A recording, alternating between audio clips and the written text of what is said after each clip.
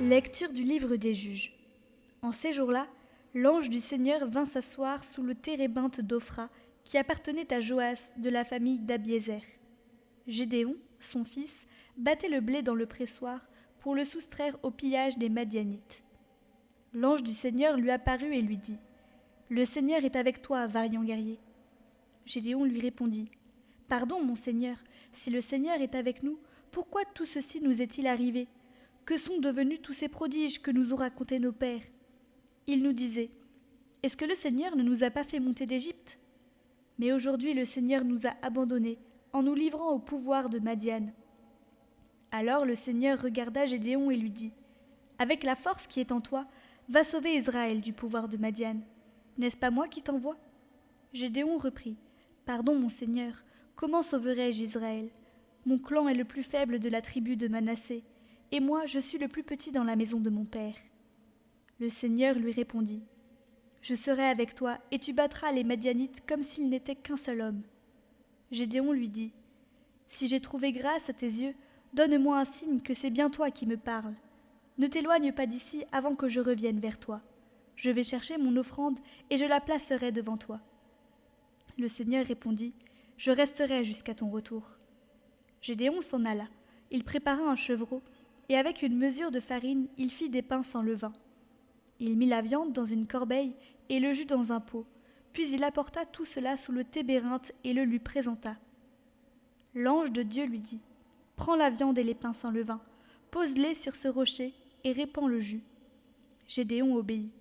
Alors l'ange du Seigneur étendit le bâton qu'il tenait à la main, et il toucha la viande et les pains sans levain. Le feu jaillit de la roche, consuma la viande et les pains sans levain, et l'ange du Seigneur disparut. Alors Gédéon comprit que c'était l'ange du Seigneur, et il dit : Malheur à moi, Seigneur mon Dieu, pourquoi donc ai-je vu l'ange du Seigneur face à face ? Le Seigneur lui répondit : Que la paix soit avec toi, sois sans crainte, tu ne mourras pas. À cet endroit, Gédéon bâtit un autel au Seigneur sous le vocable de Seigneur de la paix.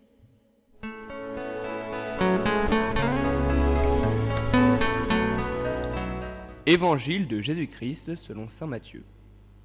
En ce temps-là, Jésus disait à ses disciples : Amen, je vous le dis, un riche entrera difficilement dans le royaume des cieux.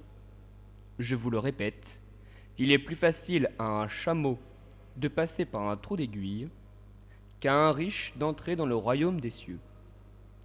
Entendant ces paroles, les disciples furent profondément déconcertés, et ils disaient : Qui donc peut être sauvé ? Jésus posa sur eux son regard et dit : Pour les hommes, c'est impossible, mais pour Dieu, tout est possible. Alors, Pierre prit la parole et dit à Jésus : Voici que nous avons tout quitté pour te suivre. Quelle sera donc notre part ?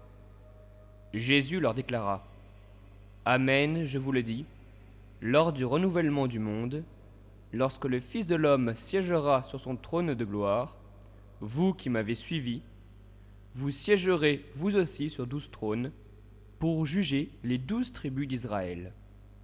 Et celui qui aura quitté à cause de mon nom des maisons, des frères, des sœurs, un père, une mère, des enfants ou une terre, recevra le centuple, et il aura en héritage la vie éternelle. Beaucoup de premiers seront derniers, beaucoup de derniers seront premiers.